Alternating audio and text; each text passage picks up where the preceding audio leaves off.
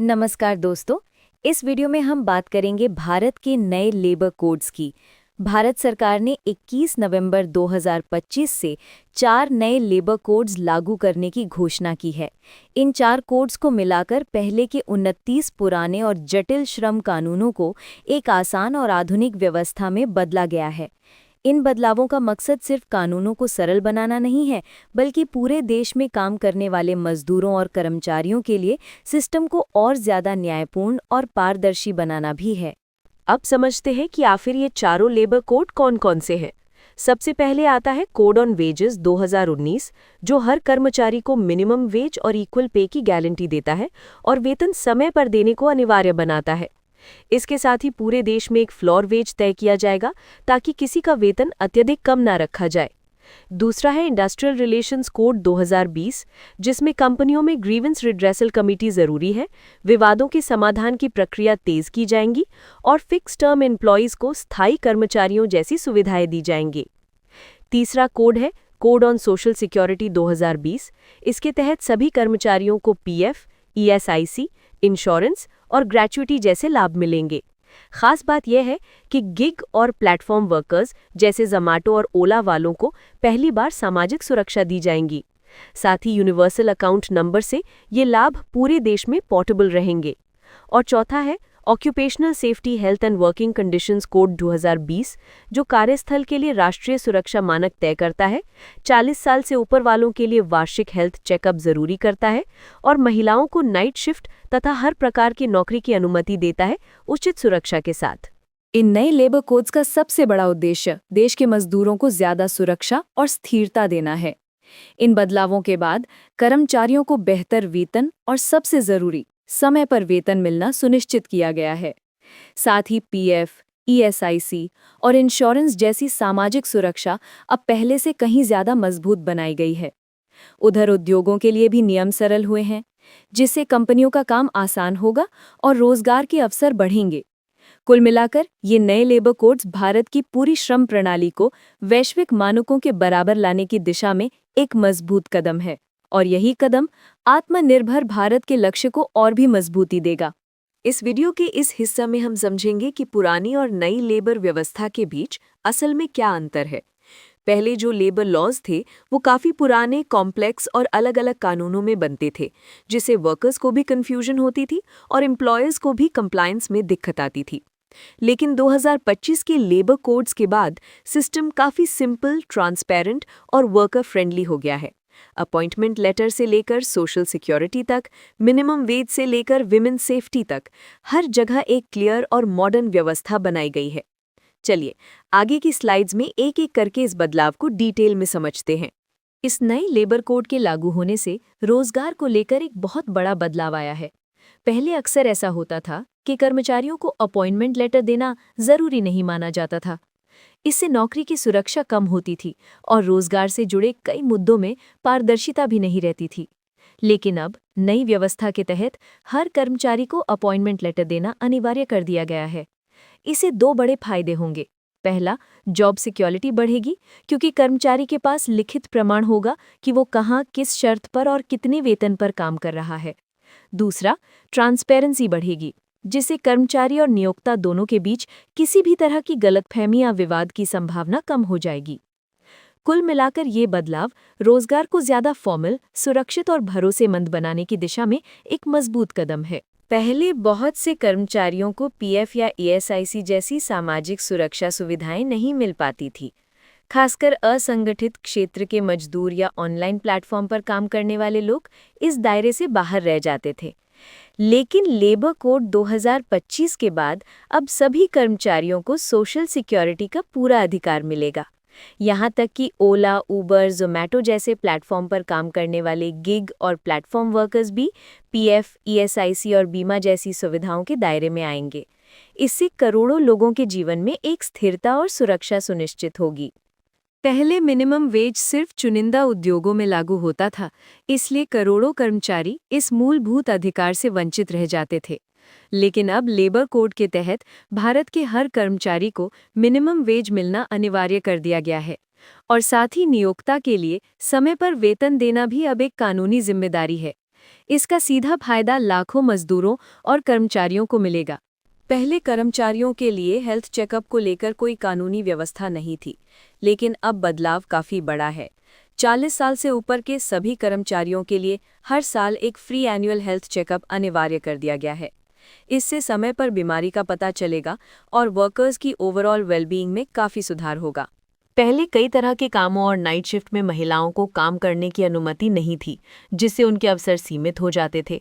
अब labour code 2025 में महिलाओं को हर क्षेत्र में काम करने का अधिकार दिया गया है, बशर्ते उनकी सुरक्षा के लिए सभी जरूरी इंतजाम हों।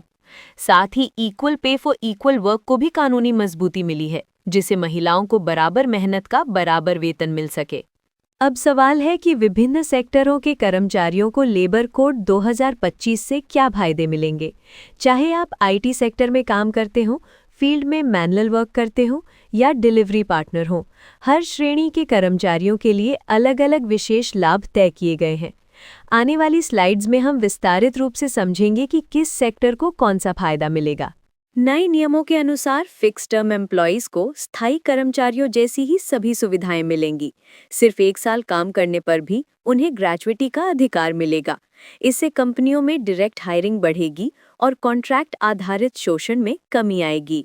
लेबर कोड्स में पहली बार गिग और प्लेटफॉर्म वर्कर्स जैसे जोमैटो, ओला, स्विगी डिलीवरी पार्टनर्स को कानूनी पहचान दी गई है।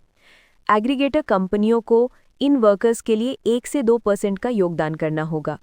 आधार लिंक्ड यूनिवर्सल अकाउंट नंबर से उनके सभी लाभ पोर्टेबल हो जाएंगे, यानी देश में कहीं भी जाएं सुविधाएं साथ चलेंगी। कॉन्ट्रैक्ट वर्कर्स को अब पहले से कहीं ज़्यादा सुरक्षा मिलेगी। उन्हें हेल्थ बेनिफिट्स और सोशल सिक्योरिटी का अधिकार मिलेगा। साथ ही सभी कॉन्ट्रैक्ट वर्कर्स के लिए वार्षिक हेल्थ चेकअप भी अनिवार्य किया गया है। इससे उनकी सुरक्षा और कार्यस्थल स्वास्थ्य में बड़ा सुधार होगा। महिला कर्मचारियों के लिए नई व्यवस्था और भी अधिक इंक्लूसिव है। अब इक्वल पे और इक्वल अपॉर्चुनिटी कानूनी रूप से सुनिश्चित की गई है। नाइट शिफ्ट में काम करना अब अलाउड है। शर्त बस इतनी है कि उनकी सहमति और सुरक्षा सुनिश्चित होनी चाहिए। साथ ही इन लॉज को डिपेंडेंट कैटेगरी में शामिल करने का विकल्प दिया गया है, जो परिवार के लिए बड़ी राहत है। युवा कर्मचारियों के लिए ये कोड बेहद फायदेमंद है। अब सभी को मिनिमम वेज की गारंटी मिलेगी। अपॉइंटमेंट लेटर देना अनिवार्य होगा, जिससे उन्हें रोजगार का आधिकारिक रिकॉर्ड मिलेगा। और लीव पर रहने के दौरान भी वेतन मिलना अनिवार्य कर दिया गया है, ताकि एक्सप्लॉयटेशन की कोई गुंजाइश न बचे। एमएसएमई क्षेत्र के कर्मचारियों को सोशल सिक्योरिटी कवरेज मिलेगा। वर्किंग आवर्स को स्टैंडर्ड किया गया है और ओवरटाइम का भुगतान डबल रेट पर अनिवार्य है। साथ ही कैंटीन, रेस्ट एरिया और ड्रिंकिंग वाटर जैसी बेसिक सुविधाएं भी देना एम्प्लॉयर्स के लिए जरूरी होगा। बीड़ी और सिगार वर्कर्स के लिए मिनिमम वेज की गारंटी दी गई है। काम के घंटे 8 से 12 घंटे तय किए गए हैं और ओवरटाइम का भुगतान नॉर्मल वेज के डबल के हिसाब से मिलेगा। इसके अलावा साल में 30 दिन काम पूरा करने पर वर्कर्स बोनस के लिए पात्र होंगे। प्लांटेशन वर्कर्स को अब सेफ्टी ट्रेनिंग, ईएसआई मेडिकल सुविधाएं और उनके बच्चों के लिए शिक्षा की व्यवस्था की गई है, यानी कामगारों के साथ साथ उनके परिवार का भी ख्याल रखा गया है। ऑडियो विजुअल और डिजिटल मीडिया से जुड़े कर्मचारियों को अब मैंडेटरी अपॉइंटमेंट लेटर, समय पर वेतन और ओवरटाइम का डबल भुगतान मिलेगा। इससे इस रचनात्मक क्षेत्र में काम करने वालों को अधिक सुरक्षा और स्थिरता मिलेगी।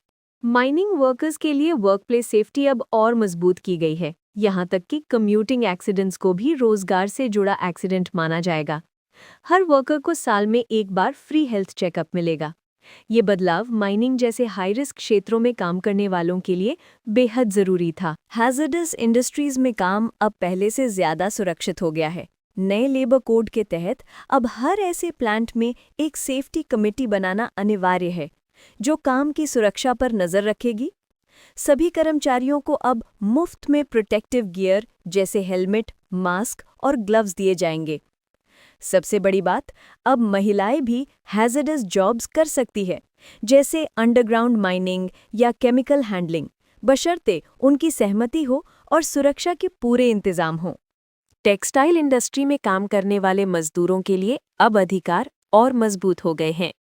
अब माइग्रेंट वर्कर्स को भी इक्वल वेजेस मिलेंगी, यानी किसी भी तरह का भेदभाव नहीं होगा।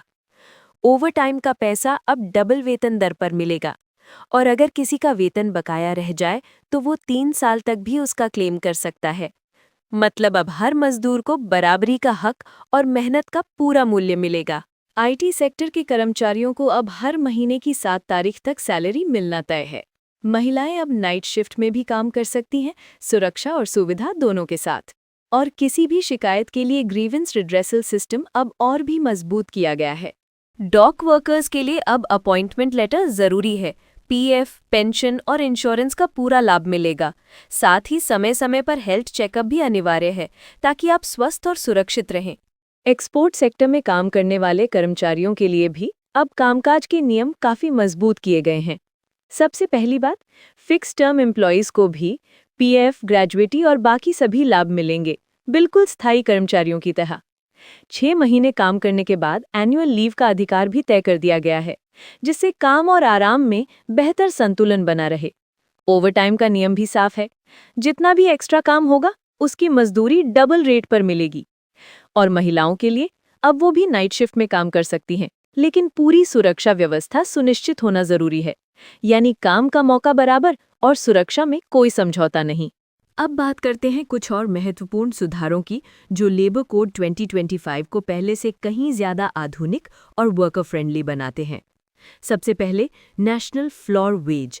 इसका मतलब है कि अब देश भर में न्यूनतम वेतन की एक समान आधार सीमा तय होगी, ताकि किसी भी राज्य में किसी भी मजदूर को कम से कम एक तय न्यूनतम वेतन तो जरूर मिले। दूसरा बड़ा बदलाव, जेंडर न्यूट्रल नियम, यानी नियमों में अब पुरुष, महिला या ट्रांसजेंडर सभी वर्कर्स को बराबर अधिकार और बराबर सुरक्षा मिलेगी। ये एक बहुत बड़ा स्ट्रक्चरल सुधार माना जा रहा है। इसके बाद आता है इंस्पेक्टर कम फैसिलिटेटर मॉडल। पहले निरीक्षक की भूमिका ज्यादा दंडात्मक होती थी, लेकिन अब वो एक मार्गदर्शक की तरह भी काम करेगा, ताकि उद्योग और मजदूर दोनों कानूनी दायरे में सहज वातावरण में काम कर सकें। फिर है तेज डिस्प्यूट रेजोल्यूशन, मतलब किसी भी मजदूरी या काम से जुड़ी शिकायत को अब पहले की तुलना में जल्दी निपटाया जाएगा, लंबी दौड़भाग और देरी से छुटकारा। इसी तरह सिंगल रजिस्ट्रेशन, सिंगल लाइसेंस और सिंगल रिटर्न की व्यवस्था भी लाई गई है, जिससे कंपनियों का कंप्लायंस आसान होगा और वर्कर्स को भी प्रक्रियाओं में पारदर्शिता मिलेगी। और आखिर में नेशनल OSH बोर्ड। ये बोर्ड देश भर में सुरक्षा मानकों को तय करेगा, ताकि हर कामगार सुरक्षित माहौल में अपना काम कर सके। फॉर वॉचिंग, मिलते हैं अगली वीडियो में।